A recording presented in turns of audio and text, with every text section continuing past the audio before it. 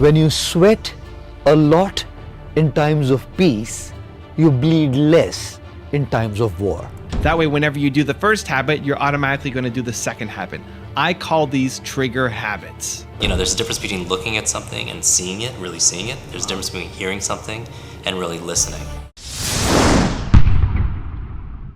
Rise and shine, it's Espresso time. What's up, Believe Nation? It's Evan. I believe in you, and this channel is designed to be a part of your daily success routine. So let's start your day off right together. Grab your coffee and sip on today's message. Live in the now. Over to you, Gaur Gopal Das. Also, if you want to know what Gaur Gopal Das and others have to say about building unstoppable confidence, check out my 254 Confidence series, where every day for the next 254 days, I will send you a morning video for free to help you build your confidence. The link to join is in the description below. Well, it's easy to make a buck, very hard to make a difference.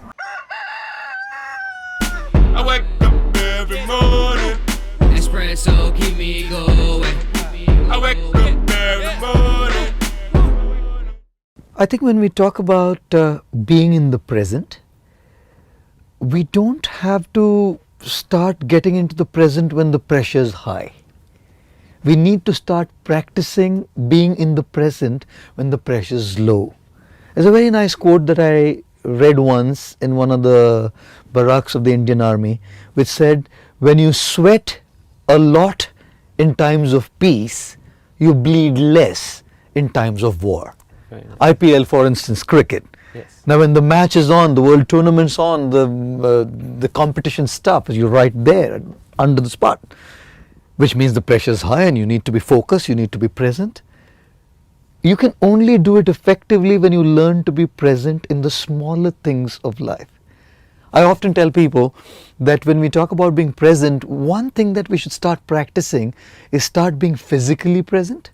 Like I give the example, I have a glass of juice here, when I'm sipping this mango juice, why do I need to watch television?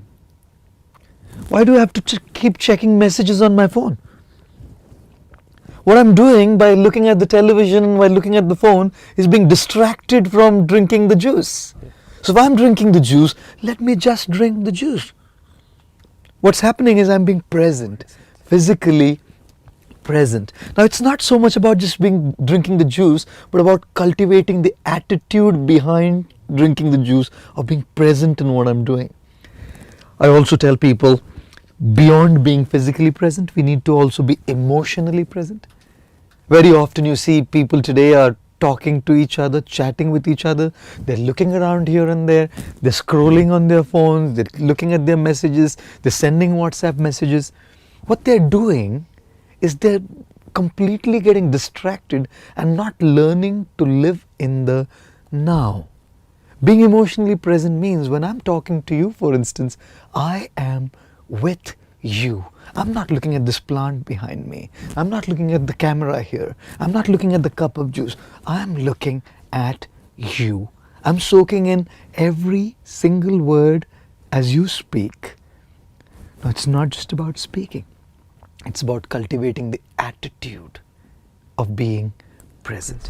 The best way to build a new habit is to tie it to an existing habit that you are currently consistently doing. Find something that you are consistently doing on a regular basis and then tie your new habit to that existing one. That way, whenever you do the first habit, you're automatically going to do the second habit. I call these trigger habits.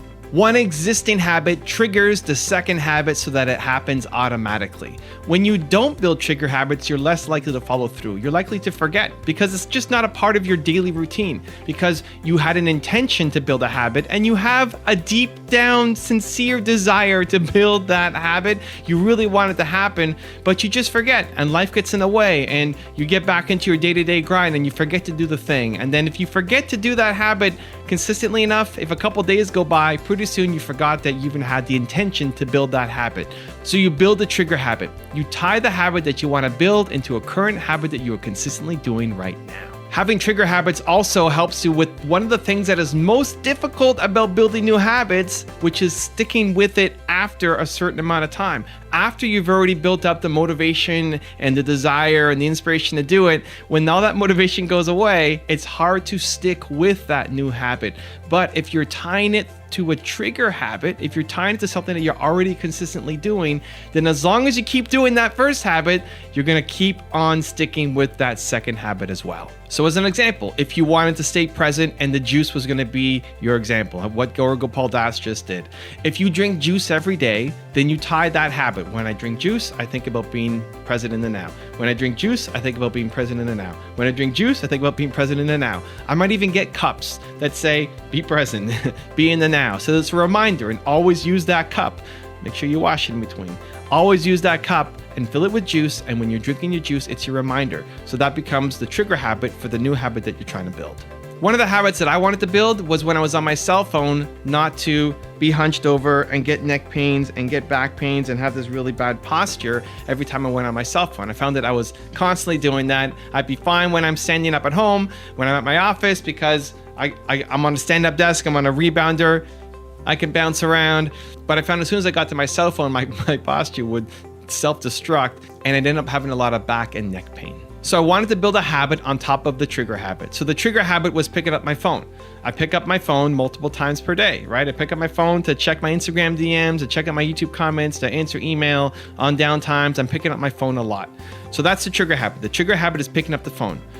I wanted to build a new habit of fixing my posture every time I picked up my phone. So how did I do that? Here's what I did. I changed my cell phone background to the proper posture that you're supposed to have when you're using your cell phone. And I made it a picture of Nina so that I'd also smile every time I saw it. So instead of looking at my phone down here being hunched over, I'm reminded to keep my phone up at eye level so that I would save my neck and my back. Now, when I first did this, I actually had a picture of a different woman who was demoing this, and I put that as my cell phone background. And I thought Nina would not be happy with me looking at another woman every time I picked up my cell phone. So I said, Nina, I need you to pose like this.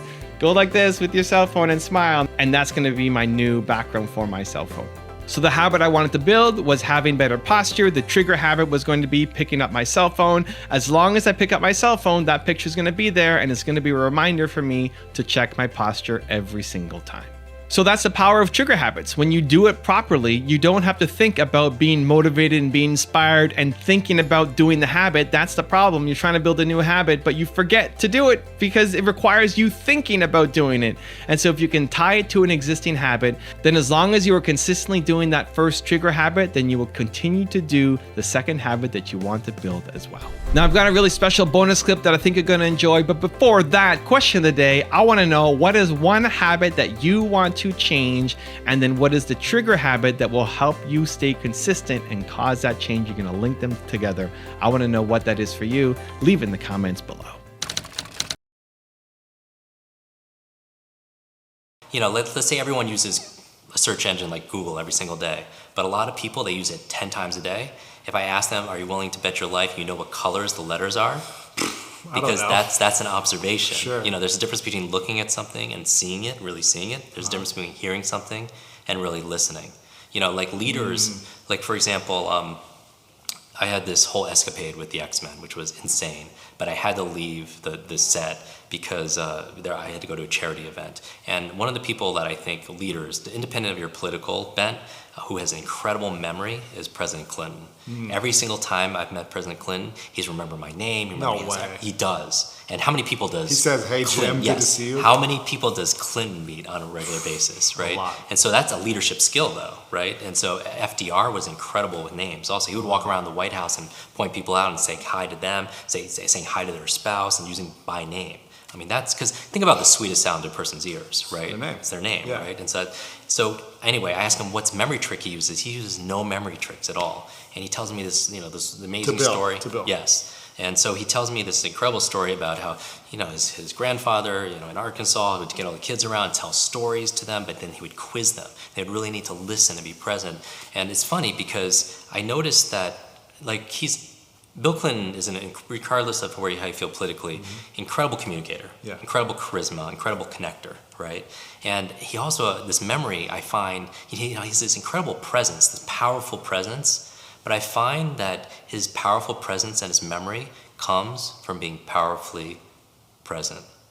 His powerful presence comes from being powerfully present. And cool. Here's the thing, when people are networking, because I know a lot of people, they're entrepreneurs, they're social entrepreneurs, and millennials, and they're going out there and meeting people, because really it's it's what you know and it's who you know. But that's all memory. What you know, a lot of people go to a seminar, 2 days later, they'll forget everything, right? 80%, there's this big forgetting curve. But also who you know and who knows you, right? But what the challenge is though in networking, and how many times do you find yourself talking to somebody and then looking over their shoulder? I hate that. Yeah. I hate when people do that to me, though. It's like annoying. Because you're distracting yourself all the time. Or if you're not distracting yourself externally, you're like talking to yourself. What am I going to say next? Exactly. Right. So the people aren't even listening. Now this is so key. When people are communicating, most of the times you find that they're not even really listening. What they are is they're thinking about how they're going to respond. Right, yeah. You know, and if you look at the word listen and you scramble the letters, it becomes the word silent. No. Yeah, isn't that crazy? I think that in order for us to truly change, we have to get beyond ourselves. And that is one of the arts of transformation. And when the moment we are completely in the present moment, we cannot be running a program. It turns out, coincidentally, when we're truly in the present moment, all possibilities in the quantum field exist in the eternal now. So when we're truly present and we take our attention off our body, off of people in our lives, off of things, off of places, and even time, that's the moment, as I said today, we become pure consciousness.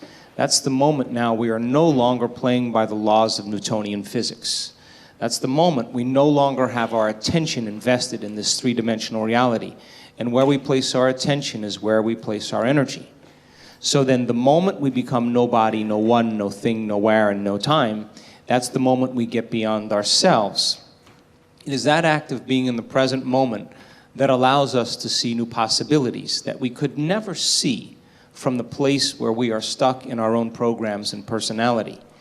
The act of doing that, as Bruce said, is a skill, and it requires feedback. And feedback happens in a couple ways. One way you get feedback is to begin to measure the changes you see in your life. Another way is that you feel differently. Another way is that the voice in your head goes away that's telling you can, it's too hard, you'll never change. This process, if it was easy, everybody would be doing it.